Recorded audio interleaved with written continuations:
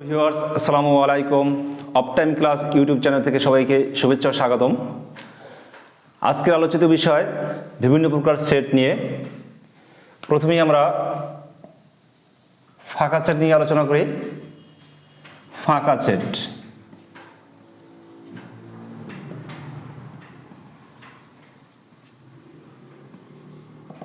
ফাঁকা সেট বলতে বোঝায় যে সেটের কোনো উপাদান নেই তাকে ফাঁকা সেট বলে। যেমন a equal to x element n such that 2 less than x less than 3। এটা সেট গঠন পদ্ধতি। এই তালিকা পদ্ধতিতে নেই, আমরা লিখতে পারবো a equal to, এখানে x এর ভ্যালুটা 2 এর থেকে বড় 3 এর থেকে ছোট, তাই 2 এর থেকে বড় 3 থেকে ছোট কোনো ন্যাচারাল নাম্বার নেই, অর্থাৎ স্বাভাবিক সংখ্যা নেই। তাহলে এখানে আমাদের অ্যান্সার হবে ফাঁকা। অথবা আমরা এটাকে এভাবে লিখতে পারি অরে দিয়ে। তা ফাঁকা সেট বলতে বোঝায় যে সেটের কোনো উপাদান নেই। এরপরে আমরা আলোচনা করব উপসেট এবং প্রকৃত উপসেট নিয়ে।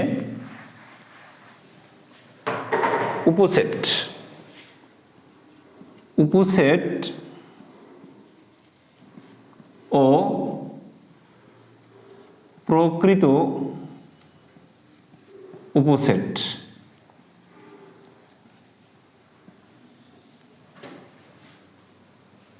ধরি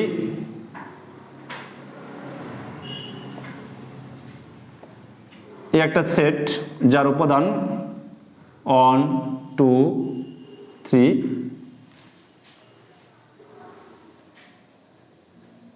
বি একটা সেট যার উপাদান 1, তাহলে বি হবে এর উপসেট। যদি বি এর উপাদান যদি 2 হয় তাহলে বি হবে এর উপসেট। এইভাবে বি ইকুয়াল টু 3 হলে বি এর উপসেট, বি ইকুয়াল টু 1 2 হলে হবে এর উপসেট, বি ইকুয়াল টু 1 3 হলে বি হবে এর উপসেট, বি ইকুয়াল টু 2 3 হলে বি হবে এর উপসেট। এমনকি বি ইকুয়াল টু 1 2 3 হলেও বি হবে এর উপসেট। তাহলে এখান থেকে আমরা বুঝতে পারলাম যে উপসেট বলতে আসলে বোঝায় যে এর উপসেট যদি বি হয়, তাহলে এখান থেকে আমরা দেখতে পাচ্ছি যে উপসেট বলতে বোঝায় যে উপসেটের ভ্যালুটা হবে এর থেকে কম অথবা এর সমান, এর থেকে কম অথবা এর সমান, অর্থাৎ এর সমান হলে সেটাও একটা উপসেট। অর্থাৎ এটাকে আমরা এইভাবে লিখতে পারি, যদি বি যদি এর উপসেট হয় সেটাকে আমরা লিখতে পারি এ, আর এখানে বি লিখলাম উপসেট এই, অর্থাৎ বি এর উপসেট। এইভাবে গাণিতিকভাবে প্রকাশ করা হয়।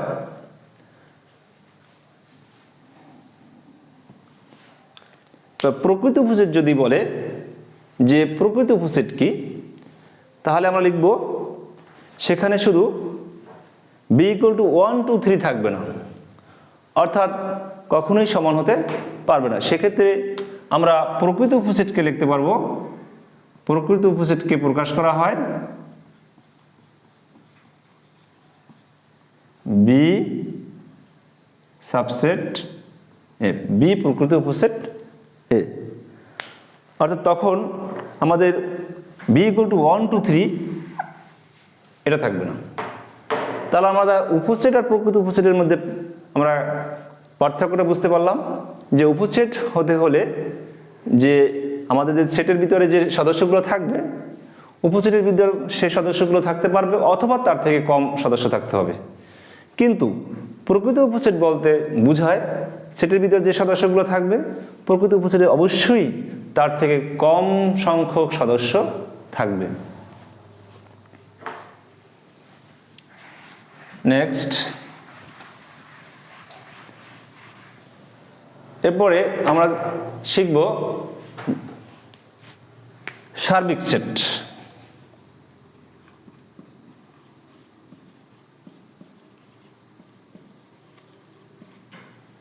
সার্বিক সেট ধরে নিলাম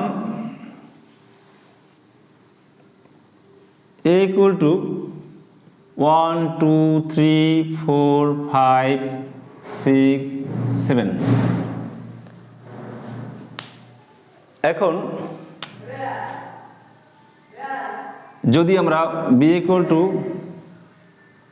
1 2 3 লিখি, c equal to 2 3 5, d equal to 4 5 6 7।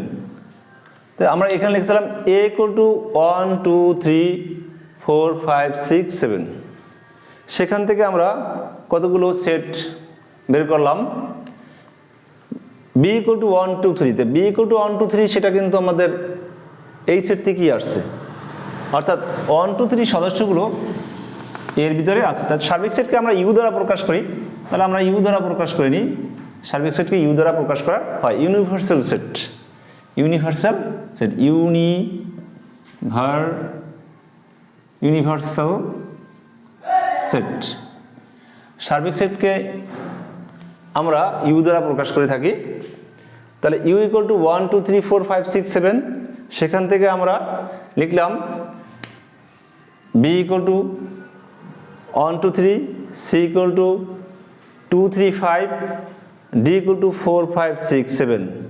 তাহলে এই যে বি সি ডি এই যে তিনটা সেট পেলাম তা কিন্তু সবগুলোই তিনটা সেটের যে উপাদানগুলো আছে সেই উপাদানগুলো সবগুলো উপাদানই ইউর ভিতরে আছে। এই কারণে এই বি সি ডি এর সার্বিক সেট বলা হয় ইউকে, তাই ইউর মধ্যেই সব আছে। তো এই কারণে আমরা এই বি সি ডি এর সার্বিক সেট বলবো কাকে? ইউকে। তাহলে আমরা সার্বিক সেট সম্বন্ধে বুঝলাম।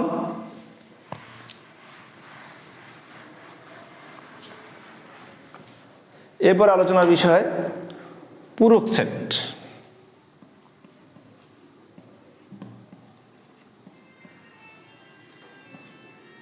পূরক সেট, তা পূরক সেট বলতে আমরা কি বুঝি?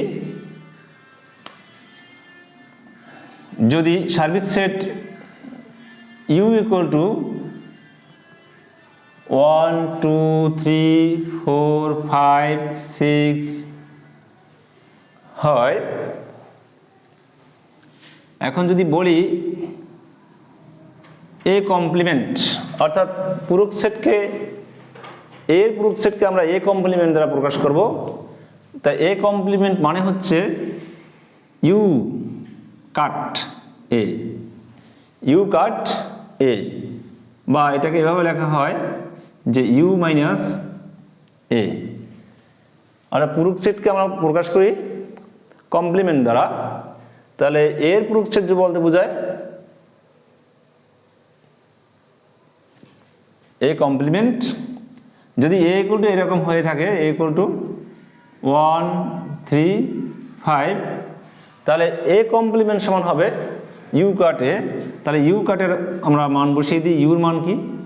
1 2 3 4 5 6 কাট এ, এ বলতে 1 3 5। তার মানে আমরা এ কমপ্লিমেন্টের সমান ইউ কাট এ অথবা ইউ মাইনাস এ। তাহলে আমরা যদি এখানে কাট না লিখে মাইনাস লিখি তাতেও হবে, মানে অর্থাৎ ইউ থেকে এ বাদ যাবে। কমপ্লিমেন্ট মানেই হচ্ছে ইউ থেকে, যার যে সেটের কমপ্লিমেন্ট সেই সেটটা ইউ থেকে বাদ যাবে। তাহলে এ কমপ্লিমেন্ট তার মানে ইউ থেকে এ বাদ যাবে। তা বাদ গেলে আমরা কীভাবে বাদ দিতে পারি, এখানে দেখতে হবে যে ইউর ভিতরে 1 আছে, এখানে 1 আছে, ইউর ভিতরে 3 আছে, এখানে 3 আছে, ইউর ভিতরে 5 আছে, এখানে 5 আছে। তাহলে যেহেতু আমাদের এর ভিতর আর ইউর ভিতরে কমন বিষয়গুলো কি, কমন উপাদানগুলো কি 1 3 5, তাহলে 1 3 5 এই ইউ থেকে বাদ যাবে। তারপরে ইউর ভিতরে থাকবে কি, থাকবে হলো 2 4 6। অর্থাৎ ইউ এর ভিতরে আছে 1 3 5, ইউর ভিতরে আছে 1 2 3 4 5 6, তাহলে কমন উপাদানগুলো হলো 1 3 5, তাহলে 1 3 5 এখানেও আছে, এখানে 1 3 5 আছে, তাহলে ওই কমন বিষয়টা ইউ থেকে বাদ যাবে।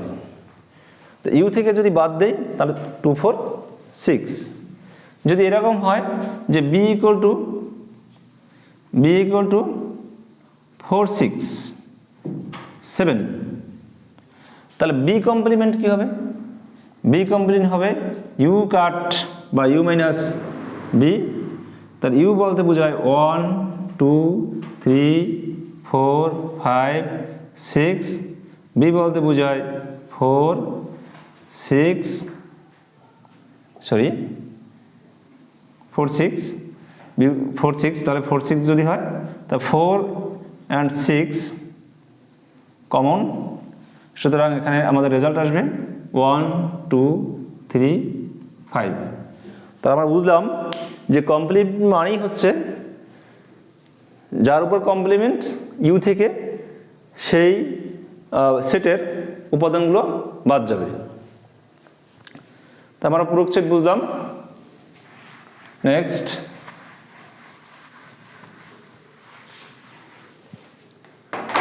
সংযোগ সেট।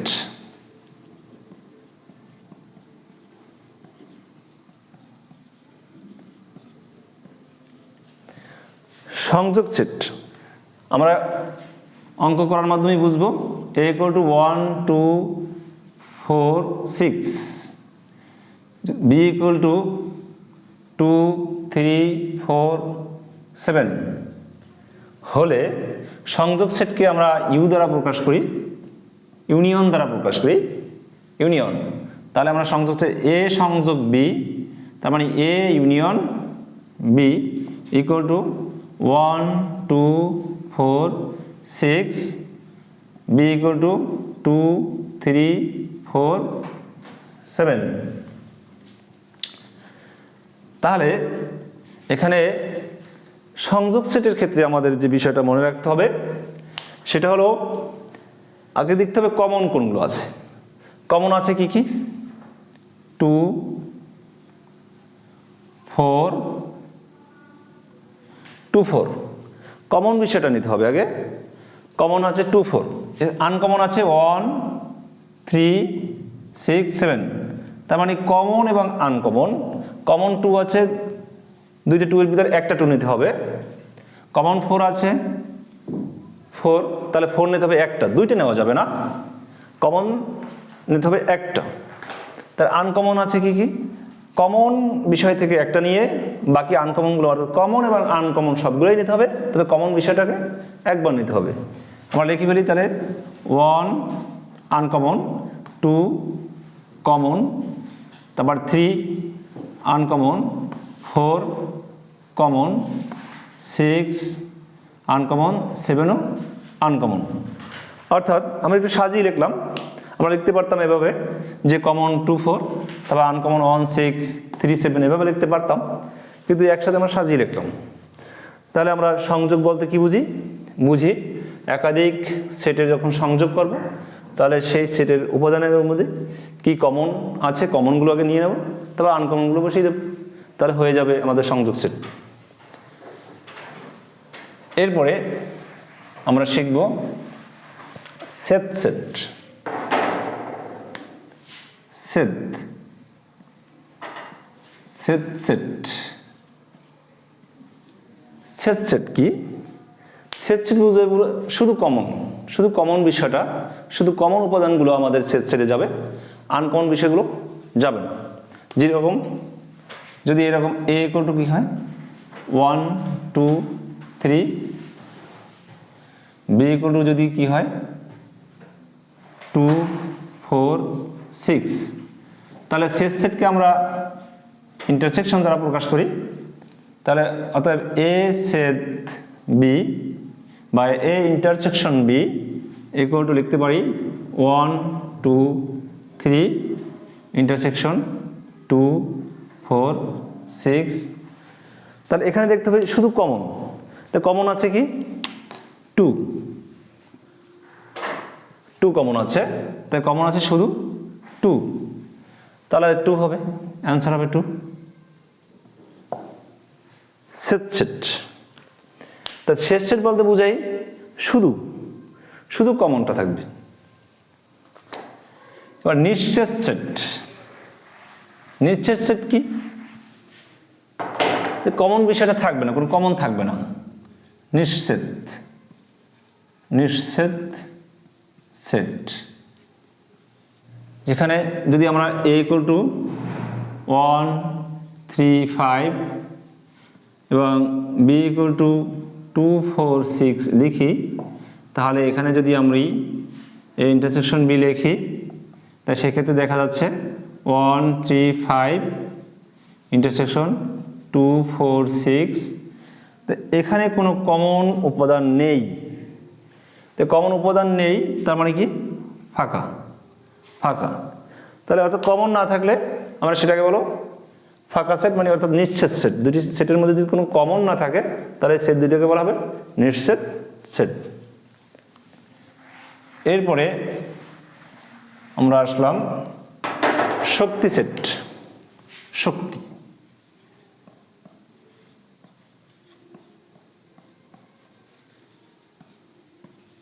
শক্তি সেট কি আমরা ম্যাথস সলভ করার মাধ্যমেই বুঝবো। যদি এরকম, যদি a ইকুয়াল টু ab হয়, তাহলে পাওয়ার অফ a নির্ণয় করো। এরকম প্রশ্ন যদি থাকে তাহলে আমরা কিভাবে করব, তাহলে a ইকুয়াল এরকম, তাহলে পাওয়ার অফ এ তা আমরা করবো যে যদি a ইকুয়াল টু ab হয় তাই a ইকুয়াল টু ab, অতএব power of a equal to আমরা লিখতে পারবো a b ab অরি ফাঁকা সেট পাওয়ার অফ এ। অর্থাৎ এখান থেকে আমাদের এই সেটটা থেকে কতগুলো সেট তৈরি করা যায়, কতগুলো উপসেট তৈরি করা যায়, সেটা হবে পাওয়ার অফ এ। তাহলে এখান থেকে কি কি উপসেট তৈরি করা যায়, এ একটা সদস্য নিয়ে, বি একটা সদস্য, আবার দুইটা সদস্য এ বি, আরেকটা সদস্য থাকে কি ফাঁকা সেট। অর্থাৎ ফাঁকা সেট প্রত্যেক সেটেরই উপাদান। তাহলে আমরা এটাকে এভাবে লিখতে পারবো। তাহলে আমাদের এখানে একটা বোঝার বিষয় হচ্ছে যে এখানে উপাদান কয়টা, দুইটা। তাহলে এটা বোঝার জন্য একটা সূত্র আছে, আমরা লিখি 2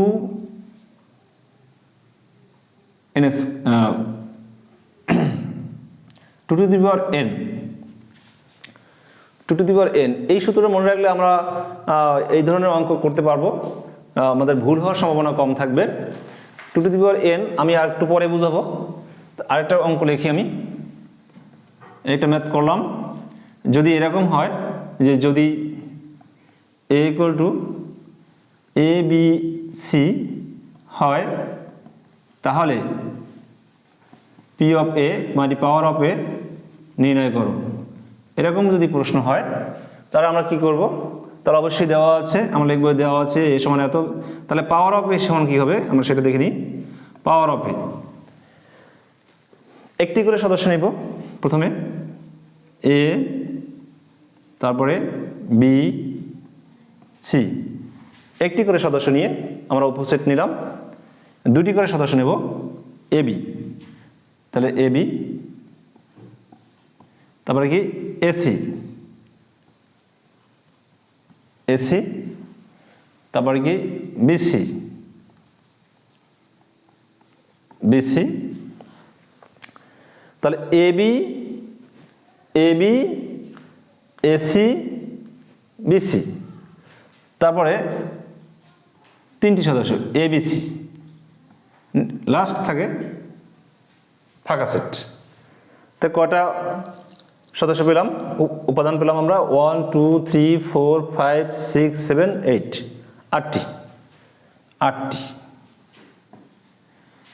একটু বিষয় লক্ষ্য করি, প্রথমে যে অঙ্কটি আমরা করেছিলাম এখানে, সেখানে উপাদান ছিল দুটির জন্য আমাদের এখানে উপসেট পেয়েছিলাম কয়টি, 1 2 3 4টি। তাহলে আমরা এই সূত্রে বসিয়ে দিই যে 2 টু দি পাওয়ার n বলতে আমরা আসলে কি 2 টু দি পাওয়ার n, তার মানে 2 এর পাওয়ার উপাদান কটি, 2টি, 2 এর পাওয়ার 2 হবে 4। তাহলে এখানে আমরা কিন্তু 4টি উপাদান পেয়েছি। এবারে নেক্সট নম্বর অঙ্কে, দ্বিতীয় নম্বর অঙ্কে যদি আমরা দেখি, এখানে আমাদের উপাদান ছিল 1 2 3, সদস্য ছিল 3টা। তো 3টে সদস্য ছিল, আমরা 2 এর পাওয়ার কী লিখব, n, এই সূত্রে যদি বসাই তো 2 এর পাওয়ার 3, তো 8, 8টি। তাহলে আমাদের কিন্তু 8টি পেয়েছি, 1 2 3 4 5 6 7 8। অর্থাৎ এই ধরনের সমস্যা সলভ করার আগেই আমরা বুঝতে পারি যে এর উপাদান কয়টা আসবে। তাহলে আমরা আজকের শক্তি সেট সম্বন্ধেও মোটামুটি ধারণা পাইলাম। আশা করি আমার এই ক্লাসগুলো আপনাদের সবার উপকারে আসবে। এই কামনায় সবাইকে ধন্যবাদ জানিয়ে এখানেই শেষ করছি। আল্লাহ হাফেজ।